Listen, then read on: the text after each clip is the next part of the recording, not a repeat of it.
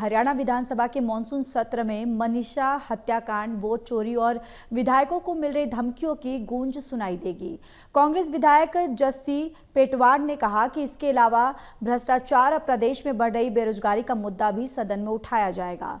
वहीं उन्होंने कहा कि विपक्ष का नेता सदन में होना बहुत जरूरी है। उन्होंने कांग्रेस आलाकमान से मांग की है कि वो जल्द विपक्ष के नेता के नाम की घोषणा करे ताकि सदन में कांग्रेस प्रदेश से जुड़े मुद्दे मजबूती से उठा सके। कांग्रेस मॉनसून सत्र में क्या मुद्दे उठाएगी, इस बारे में कांग्रेस विधायक जस्सी पेटवाड़ से खास बातचीत की हमारे एसोसिएट एडिटर अनिल कुमार ने।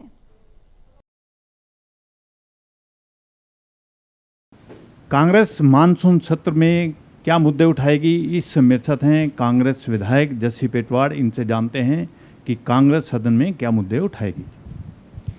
जी, मुद्दों की तो कमी ही नहीं है और हमारी तो शिकायत है सरकार से कि सदन केवल 2.5 दिन का सदन रखा है, सेशन रखा है जो इसमें अगर ये सेशन 1 महीने भी चले तो भी विपक्ष के पास मुद्दों की कोई कमी नहीं है, क्योंकि एक ऐसी सरकार, इतनी पहली बार हरियाणा के इतिहास में इतनी कमज़ोर सरकार आपको मिली होगी जिसमें अपराध चरम सीमा पे है।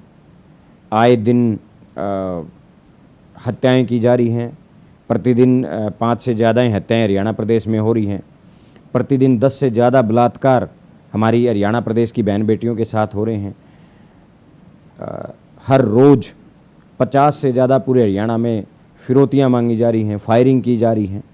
और तो और आज हरियाणा प्रदेश में इतना बुरा हाल है कि जनता के चुने हुए प्रतिनिधियों को भी बदमाश धमकी देने लग गए हैं।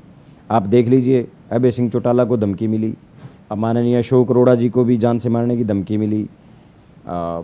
मुझे भी एक बदमाश ने जान से मारने की धमकी दी। जब जनता के चुने हुए प्रतिनिधि ही सुरक्षित नहीं है तो आम जन को सुरक्षा कैसे मिलेगी। और आज हरियाणा प्रदेश में एक बहुत ज्वलनशील मुद्दा चला हुआ है। भिवानी की हमारी एक 19 साल की बेटी को बड़ी दरिंदगी से मारा गया और उसकी हत्या कर दी गई। और हैरानी इस बात की है कि सरकार उस हत्याकांड को आत्महत्या में बदलने के प्रयास कर रही है और एक सुसाइड नोट कहीं ना कहीं से ला करके इसे एक आत्महत्या का नाम दे दिया गया है। आज हालात हरियाणा प्रदेश में, खुद मुख्यमंत्री जी के गृह जिले में शराब के ठेकेदार बोलियां नहीं लगा रहे। जो इतना बड़ा रेवेन्यू हरियाणा प्रदेश को मिलता है वो आधे से ज़्यादा जो ठेके हैं, जो दुकानें हैं, जो उनके जोन हैं वो खाली पड़े हैं। तो हालात इस कदर ख़राब हो चुके हैं कि अपराधियों में सरकार नाम का, पुलिस नाम का कोई भय नहीं बचा। आए दिन लोगों को धमकियां दी जा रही हैं और सुबह आप देखोगे जींद में हत्या कर दी गई है, दोपहर को देखोगे तो आपको पता चलेगा कि हिसार में भी किसी को गोली मार दी गई है। शाम होते होते आपको एक खबर और मिल जाएगी कहीं ना कहीं से, फरीदाबाद पंचकुला से, कि किसी व्यक्ति को बदमाशों ने फिरौती के चक्कर में अंधाधुंध फायरिंग करके मौत के घाट उतार दिया। तो बहुत सारे मुद्दे हैं। बेरोजगारी एक बहुत बड़ा मुद्दा है।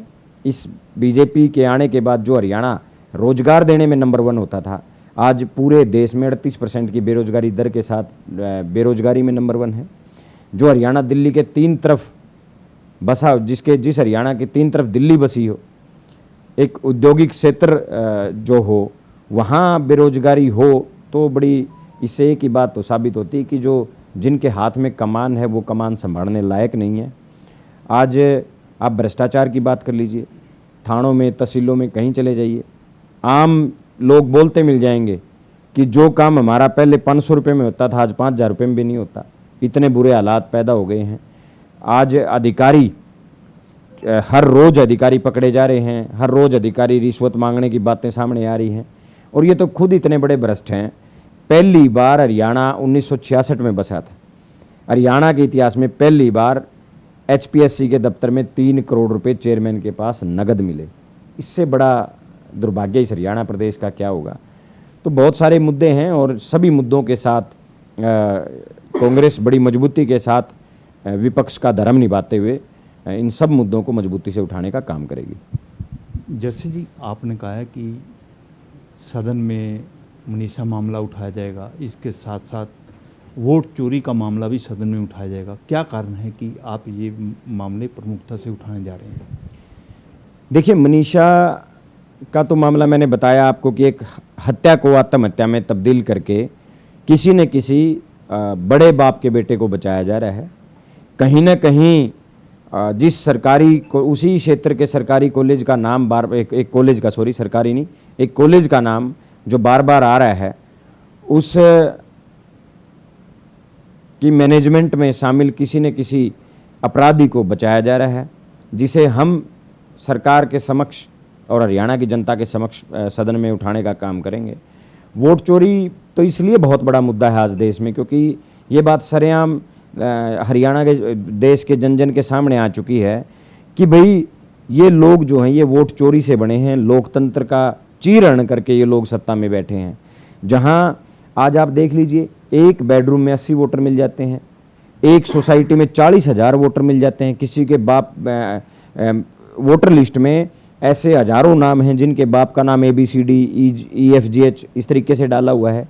एक ही औरत के एक ही वोटर लिस्ट में 11-11 वोट हैं, उनकी उम्र 124-25 साल है, किसी की उम्र 100 साल से ऊपर दिखाई गई है। और आपको हैरानी बताऊं, नए वोटर जो बने हैं उनकी उम्र 80 साल 90 साल है। ये एक हैरानी है। तो बहुत सारे मुद्दे राहुल गांधी जी ने रखे हैं और हम तो खुद कह रहे हैं, जो चुनाव आयोग राहुल गांधी जी से या कांग्रेस के नेताओं से हलफनामा मांग रहा है, सबसे पहले तो वो हलफनामा दे कि हाँ हम निष्पक्ष हैं और हमारी कोई भी त्रुटि अगर मिली तो सारा चुनाव आयोग इस्तीफा सौंप देगा। ये हलफनामा तो चुनाव आयोग से चाहिए। आज आप हैरानी इस बात की लगाइए, हरियाणा प्रदेश में 5 अक्टूबर को वोटिंग हुई, 5 तारीख की रात को वोटिंग परसेंटेज बदली गई, 6 तारीख को वोटिंग परसेंटेज बदल गया, 7 तारीख को वोटिंग परसेंटेज बदल गया। और हरियाणा गवाह इस बात का, मैं खुद गवाह हूं इस बात का कि 3 से 4 बार हरियाणा की वोटिंग परसेंटेज बदली गई, यानी बार बार बढ़ाई गई। वो कैसे है? अगर चुनाव आयोग सही काम कर रहा है तो किस तरीके से एक ही छत के नीचे 80 वोटर हैं जो कि कभी उस प्रदेश के नहीं?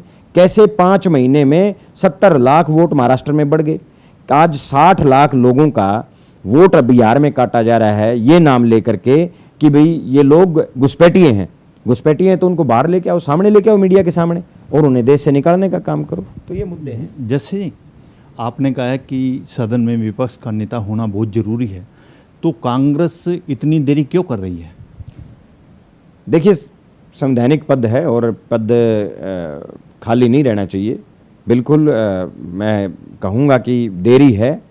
पार्टी हाईकमान को बहुत जल्द से जल्द विपक्ष का नेता मिलना चाहिए ताकि बड़ी और ज़्यादा मजबूती के साथ, आज हरियाणा कांग्रेस के सभी विधायक मजबूती से अपने इलाके की और हरियाणा के जन जन की आवाज़ को उठाने का काम कर रहे हैं, लेकिन विपक्ष का नेता होने के बाद और भी ज़्यादा मजबूती आएगी। और मैं तो उम्मीद करता हूं कि भाई जल्द से जल्द पार्टी हाईकमान विपक्ष का नेता घोषित करेगी। ये थे मेरे साथ कांग्रेस विधायक जस्सी पेटवाड़। इन्होंने बताया कि कांग्रेस सदन में क्या मुद्दे उठाएगी। Anil Kumar, total news, Chandigarh.